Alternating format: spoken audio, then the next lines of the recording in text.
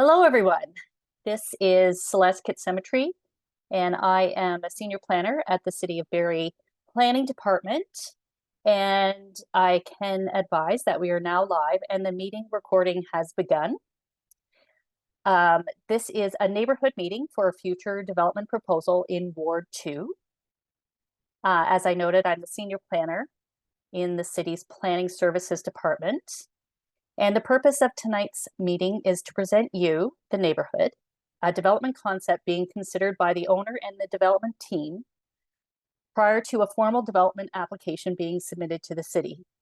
This provides an opportunity for the development team from the properties municipally known as 97 and 101 Bradford Street and 22, 28, and 34 Bradford Street to hear initial community feedback and incorporate it into their plans prior to making a full and formal development application to the city. Please be aware that we are recording this meeting for the public record. This record will be used for the purpose of gathering your input and to respond to inquiries and will be considered public information. Please also be aware that as a registered attendee, your mailing or emailing address will be added to the mailing list so that you can receive further information about this application as it progresses. Should you have any questions regarding this collection, please contact the Development Services Department. I would also like to let everyone know that there are staff behind the scenes managing the technology tonight. They're here to make sure the meeting runs smoothly, to grant participants the opportunity to speak, and to assist with any questions in the chat. Please bear with us if we have any issues. And if for some reason you get disconnected, please feel free to log in again. The intent of tonight's meeting is to provide members of the public with an opportunity to become familiar with the development application and the planning review process, and to also ask the applicant questions and provide feedback. What you should expect at tonight's virtual neighborhood meeting is a brief overview of the city's review process and timing, a presentation from the applicant's representative describing the proposal, and an opportunity for you to ask questions of either the applicant or city staff and provide comments or identify concerns with the potential application. What not to expect tonight is that city staff will provide recommendations on the application or provide any detailed analysis on this proposal, as that will occur later in the review process. There will be no debate on the merits of the proposal between city staff and the applicant. Before we get into the presentation, I just wanted to quickly highlight the next steps in the application process. This neighborhood meeting is established early in the development process to ensure local concerns are incorporated or addressed through the city's review. After this meeting, we expect that the applicant will make a formal application submission for this development project. Formal submissions undergo a full technical review, and the applicant is expected to address comments received at this neighborhood meeting from the city's technical departments and external agencies. In conjunction with this, the statutory public meeting will also be held virtually regarding the application before the city's affordability committee. This meeting is held both virtually and in person, and it is made up, the affordability committee is made up of members of council. At the public meeting, the applicant's representative will present their application to council, answer questions, and provide an overview of and response to any issues or concerns identified during tonight's neighborhood meeting. At the public meeting, members of the public also have an opportunity to provide verbal and written comments. Following the public meeting, staff will continue the technical review process, and the applicants will make any necessary revisions to the development proposal. Once the review process has concluded, a staff recommendation report is brought forward to council for their consideration. All comments received through the review process, including those received at the neighborhood and public meetings, are identified and addressed in the staff report and form part of the staff's recommendation on the subject application. If approved, a bylaw would then be brought forward and passed by council. So that is the process. And if anyone has any questions about the process, I am happy to answer during the question and answer period, or you may wish to contact me after tonight's meeting. On that note, I will now move on to the applicant's presentation. As I mentioned, the proposed project and application will be presented first, which will be followed by a question and comment period.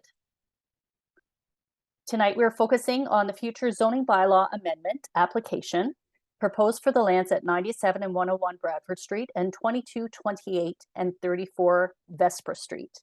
Michael Vanny from Weston Consulting will be providing a presentation on behalf of the owner and the consultant team. The proposal is intended to rezone the lands from general commercial to central area commercial with special provisions to facilitate the development of 36-story building with 462 residential units, some ground floor commercial uses, and a parking ratio of 0.7 spaces per unit. I will now hand the meeting control over to Mr. Vanny, who will first introduce himself and his team, and then share his presentation on the proposed development.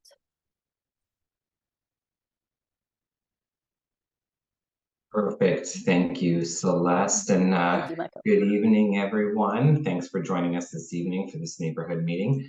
We're excited to present the proposal to you and hear your feedback. And as Celeste eloquently put earlier, this is not your only opportunity to provide feedback. As of yet, there has been no formal application yet submitted to the city. And this is just the first step in obtaining some of your feedback this evening. And we're going to take that back and review that with our team. And then eventually there will be an application that's formally submitted. So we're at very early stages in the process. So now's the best time for us to hear from you. So without further ado, let's get into the fun stuff, and I will share my screen so that I can take you through the presentation.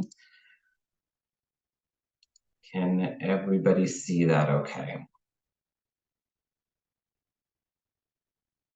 You're good, Michael. Yeah. Perfect. Thank you, Celeste. So my name is Michael Vanny. I'm an associate with Weston Consulting Group. We're a planning and design firm. So on the line this evening as well is Studio JCI, which is our project architects. I have some planners from my office that are assisting me, our project manager, Prism, and then the client group as well. So they're all on the line and monitoring the situation and here to hear your feedback as well. And then all of your collective comments will also be brought forward into our application process. So, jump into this. So, as part of a broader consultation team, as I said, we're at very early stages, so we're still working through a lot of our application materials. But to support the application, we do have a distinguished group of consultants, all of them with their logos on the screen, doing civil engineering work, ecological work. We're doing geotechnical and hydrogeological studies, noise studies and traffic studies, etc. So all of those are going to form part of the formal application once submitted. So I don't want to spend too much time in terms of the area context. You guys know your community better than anybody, and we are in the downtown waterfront area. The site is at the northeast corner of Vespra and Bradford Street, and it's comprised of 4 existing parcels currently. Combined site area of about 4,100 square meters, and has frontage on both Vespra and Bradford Street. When we look to submitting development applications, one of the first steps is making sure that we understand what is the existing policy context, what is the land use planning vision for these lands and for the development of the area. And one of the primary documents that we look to is Barrie's official plan. And for those that are up to speed on the planning process in Barrie, the official plan did come into force early this year, the latest one. So that's the document that we're looking to help guide us towards the development. So the official plan sets out the land use planning vision for how the city is going to grow over the next 20, 30, 40 years. And it's often amended from time to time by individual applications and periodically throughout the development cycle. So currently the site is within the downtown, as we stated previously. So that's called an urban growth center, which at the provincial level is an area that the province is looking to see a lot more higher growth and density, tends to be focused towards downtown areas. It's also located along an intensification corridor, that being Bradford Street, That's the line in red. So again, a focus area for growth and intensification, typically within a mixed-use context, providing a variety of uses that will establish a complete community over the long term. Within the downtown area, there's a minimum population target of 150 persons and jobs per hectare, and for this central area. So getting into a more fine-grained official plan policy, it also does provide land use designations throughout the city. And this site is designated as high density. So it permits a mix of residential, institutional, and commercial land uses, again, generally within a mixed-use context, typically with commercial at grade and residential above. And it requires a density over and above the minimum of the urban growth center with a minimum density of 300 units per hectare. And it has a maximum height of 25 stories. The zoning bylaw then provides the regulatory permissions that actually permits development on the site. The planning process in Ontario is a bit of a pyramid. So at the bottom is the zoning bylaw, which gives you the actual legal permissions. The Barrie zoning bylaw designates the site as C4 general commercial, generally a mix of commercial uses. It's generally found all along Bradford, as you can see on the screen. What we would be looking to do is rezone the site to a C1 zone, as Celeste had commented, which typically allows for higher density and a broader range of residential uses mixed. So now the fun stuff. What is proposed on this site? So as Celeste started at the beginning, we are proposing a mixed-use high-rise building, 36 stories in total height and an approximate 462 units. We have a gross floor area currently of just shy of 30,000 square meters and a floor space index of 7.2 FSI. So what the floor space index is, it's a ratio of the floor area in the building to the area of the site. Or in Barrie's terms, it's 720% of the density. We're also proposing a retail area at grade at 416 square meters, which is approximately 4,500 square feet. And that'll be at the ground level facing Bradford Street to animate the streetscape. From a parking perspective, we're looking at providing 323 parking spaces, and that comes down to about 0.7 spaces per unit, and that would be a mix for residential and visitor. The exact distribution of resident spaces to visitor spaces is something that we're looking at with our transportation engineer, and that hasn't been fully finalized yet. There is no specific proposed parking for any of the commercial uses, given other commercial parking opportunities in the area. So on the screen is the ground floor plan that gives you a sense of how the site will function.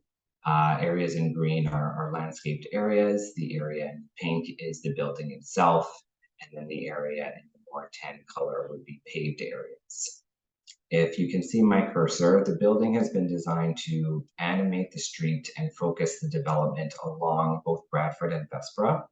The access to the site has been pushed here at the rear at Vespra in order to alleviate traffic along Bradford Street and continuous movement of traffic there.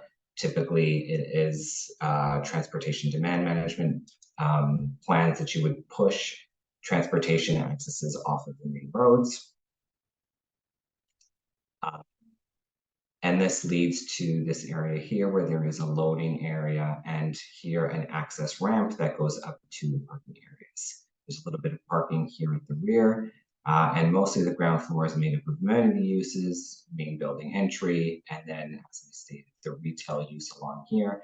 And this is a small hydrant vault corridor for building functionality and maintenance. So from the streetscape, this is a view of the site looking east from the west side of Bradford. So you can see that the building does have a 4-story 5-story podium that does consist of majority parking. And that's been screened within this elevated area here. These are conceptual renderings at this point, but they are being brought into the architectural package in the actual application process. And that will also be justified to the city through an urban design brief. The architect did take nods from the McLaren Art Center in the downtown area to give some of the inspiration as to how the podium will function. Podium of the building does make up the majority area of the site, and the reason that the parking is contained within this area is given there is a very high water table and some geotechnical challenges, not just in this part of Barrie, but in a lot of the downtown area, that makes a lot of development very costly to construct and almost project prohibitive. So we have moved the parking up over into the deck, but that's been screened through elevated elevation designs and building materiality. You can also see along the frontage, there's some conceptual renderings of how the retail space would function. At present, we do not have any tenants lined up because we're very early in the application process, but we're going to be working with staff to provide opportunity for the greatest range of potential commercial uses to be there, whether that be retail stores, pharmacies, doctors' offices, small retail establishments, small grocery store establishments, whatever we're able to accommodate within that space. Here you can see a little bit of the building contextuality here. The building has been designed with stepping, and it steps towards the west. And the purpose of that is to minimize shadow impacts and create a more slender tower. The tower does meet the city's maximum thresholds for tower floor plates at upper levels. That allows for a very slim tower for a quick moving shadow. And it also provides for a lot more building expression and building design. One of the things you can see here is a lot of the amenity areas, and the building has been pushed again to the corner in order to animate the streetscape and create a vibrant feel along the Bradford Street as it develops over time. And we have an extensive amenity deck for the future residents, which is on the north side and then overlooking the Bunkers Creek towards the lake. There's also amenity decks at the various terracing levels throughout, and then extensive amenity within the building as well. So as part of the development applications review process, there is a zoning bylaw amendment application that will be required to implement the development as proposed. As stated, we're seeking a C1 central area commercial zone. And then in part, some site-specific zoning exemptions are also required to implement the development as is currently drawn. So that would permit a building height of 121 meters, or approximately 36 stories, permit a maximum gross floor area, and again, that's the percentage of the lot area to 720%, or a 7.2 SI. Permits the apartment dwelling use within the commercial zone, and then permit a minimum parking rate of 0.7 parking spaces per dwelling unit. As part of the application process, there will be a detailed zoning review done as well, and there might be some minor additional zoning relief items for setbacks or heights of floors and whatnot, which will be established with staff throughout the process.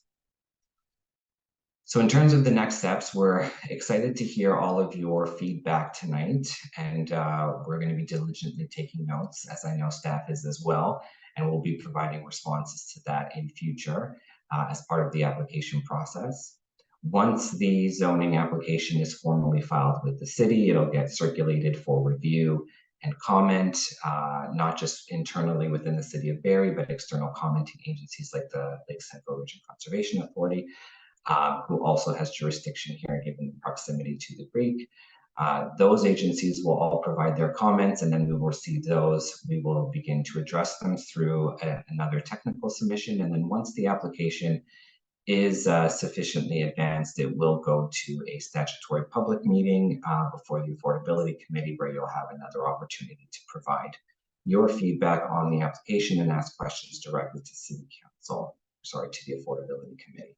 Following that, and once all items have been addressed, the city will provide, or city staff we'll prepare a final recommendation report that'll be considered by the Affordability Committee and City Council. So that concludes the presentation. We're here to hear your feedback tonight. So feel free to ask any questions, and maybe I'll turn it over to Celeste to help field that process.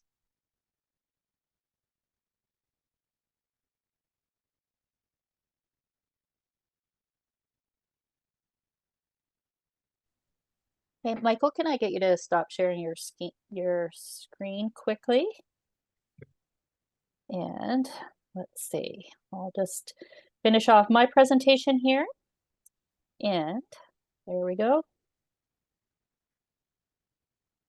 Did it work? Yes. Awesome. Very quickly, I will just go over the details. As we noted previously and as shared by Michael as well, we will do a question and answer session now. And we're going to open up the meeting to members of the public. I have a few quick comments that I would like to make in advance. I just want you to know that the meeting time is approximately 1.5 hours. So we will be keeping a strict timeline to end at 6:30 for tonight's meeting. And also I wanted to advise that Councillor Nixon is in attendance. And just in general, I can explain this slide here for you, that if you want to ask a question or provide a comment, please raise your virtual hand, and you can find the raise your hand button and mute, unmute buttons at the bottom of your screen. For those who are joining us by phone, if there are any, you may press 9 to raise your virtual hand, and when you're called upon to speak, you can press 6 to unmute yourself. We will ensure everyone has an opportunity to speak, and you'll be called upon by name when it is your turn. Also, please state your name and property address before you answer your questions. As we work through questions and comments, I respectfully request that members of the public please avoid repeating the same questions and comments, and this will allow us to get to get to all of the questions and comments so that we can ensure they are all addressed as part of the application.